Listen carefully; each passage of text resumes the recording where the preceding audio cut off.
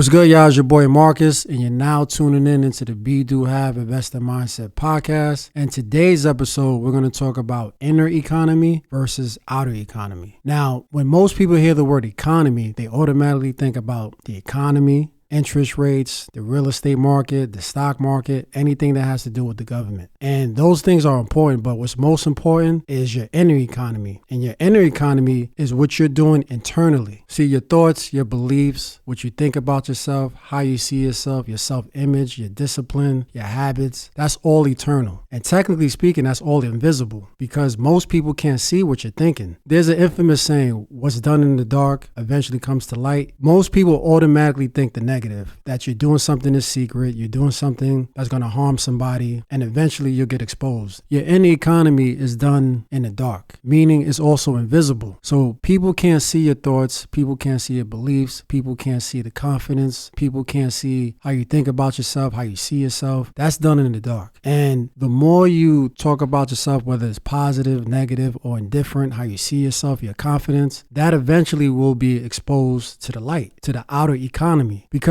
you have to see the outer economy as the physical world and your inner economy as the spiritual world. So what does this have to do with real estate? So a lot of people allow the outer economy affect their inner economy. For example, the outer economy might say the interest rates are high, or this is not the perfect time to jump into real estate. That's outer economy things. When you focus on and build on your inner economy, it doesn't matter what season you jump into real estate. It doesn't matter if the interest rates is high. You have the mindset and the belief within yourself to say, I can do it no matter whether the interest rate is high or according to the world, it's not a good time to jump into real estate. See, your inner economy is more important than the outer economy. Yes, the outer economy is happening, life is happening, but that shouldn't determine how you want your future to unfold due to your inner economy. So you have to look at inner economy as invisible and outer economy as visible because you can see it. Everything's physical in the outer economy. Once you start working on your inner economy, the results in the outer economy will reflect based on the work you did within yourself. See, it's easy to get caught up in the outer world because you're not working on your inner world, which is your inner economy. So it's all about mindset. One person who just solely focuses on the outer economy sees obstacles they can't overcome, excuses, worldly problems such as interest rates, they don't have enough money, they don't have great credit. Those are outer economy situations. And I'm not saying that's not important, but what's most important is to have the other mindset is, how can I afford this? How can I make things happen no matter what the situation is? Because once you focus on your inner economy, you determine where circumstances you choose to have in your life. Now, I'm not saying you're not going to have challenges, but the more you work on your inner economy, the better you'll be able to navigate outer economy problems. See, when I first got into real estate, my credit was shot. I had little to no money and I had a job. Now, anybody with that same situation will automatically say, you know what? I'll wait 2 to 3 years to focus on real estate to get everything perfect in order. Then I could take action. I didn't let my outside circumstances affect my inner economy. See, I got around individuals who thought big and were big dreamers. And people who usually are big dreamers are delusional, but sometimes you have to be delusional to hit a certain goal. So that being said, I had to focus on my inner economy. I had to focus on being the person that I needed to be, to do what I had to do, and to have what I want to have. This is synonymous to be, do, have in the first chapter of my book. So inner economy correlates with my be, do, have philosophy because in order to achieve anything in this life, you have to be that person first and then do what you need to do as far as taking action, and you'll have whatever you're trying to have. Your inner economy is everything. Everybody on this earth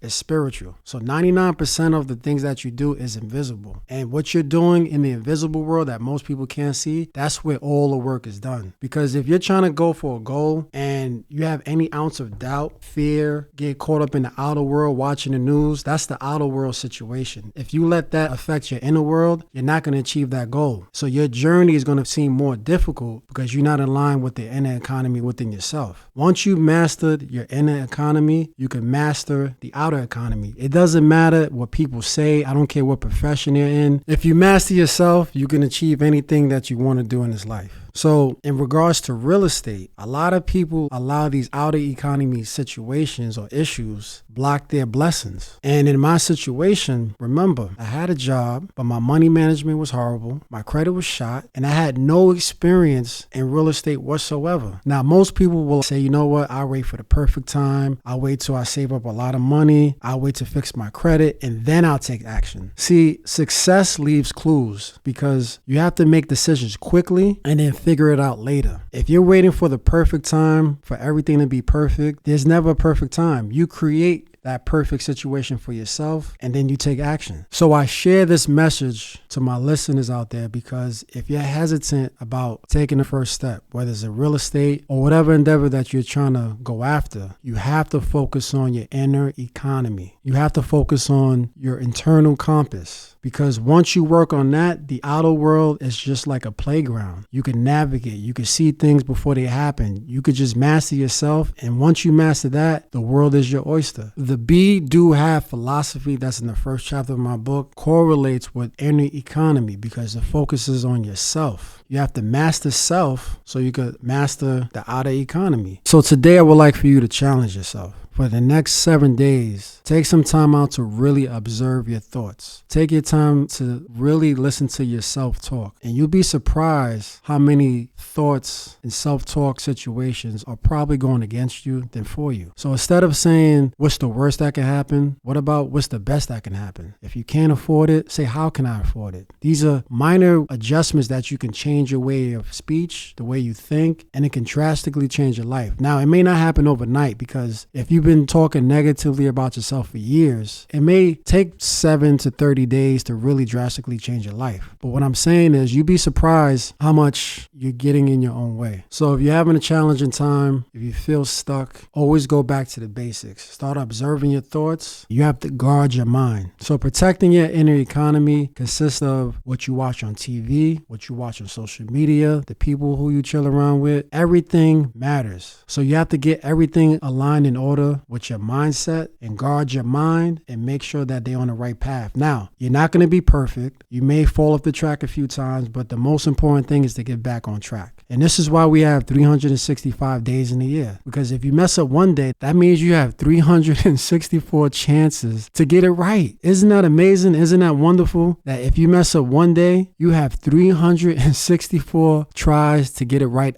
again. So if you look at it that way, then you have to look at it as a game. You have to look at it as it is work, but it also has to be fun as well, okay? You can't be too rigid. At the same time, you have to be serious and mind your own business, meaning minding your own business, meaning minding your own inner economy, minding yourself to better yourself so the outer economy won't make decisions for you. Because if you really think about it, if you don't take care of your inner economy, the outer economy makes decisions for you, and then you got to play that game. So moving forward, just start observing successful people that probably inspire you. It could probably be your parents or a few celebrities, whatever the case may be, but start finding people or things to listen to or books to read to help strengthen your inner economy. So remember, whatever you focus on expands, whether that's positive, negative, or indifferent. And also, here's a fun fact too. Your inner economy doesn't know what's real or not. So if you're joking about yourself, but in a negative way, your inner economy is not going to take it as, oh, he or she is just joking. Whatever you say is going to believe you because you're saying it with emotion, and that's going to affect your inner economy. So you have to be very, very careful of how you work on yourself. So nonetheless, I hope you enjoyed this episode, your inner economy versus your outer economy. Subscribe to my TikTok, The Ascension Team, to my YouTube channel, Ascension Team 1. Go on my website to cop my book, ascensionmgnt.com. That's ascensionmgnt.com. You could cop the physical version or the ebook version, but it's all on there. And my podcast is on my website, and everything that you need to sharpen your tools mentally or to get better with real estate, all the information is in my book. If a fifth grader can do it, you can too. Real Estate Investor Made Simple by your boy Marcus Rodgers. Appreciate y'all listening today, and I'm out.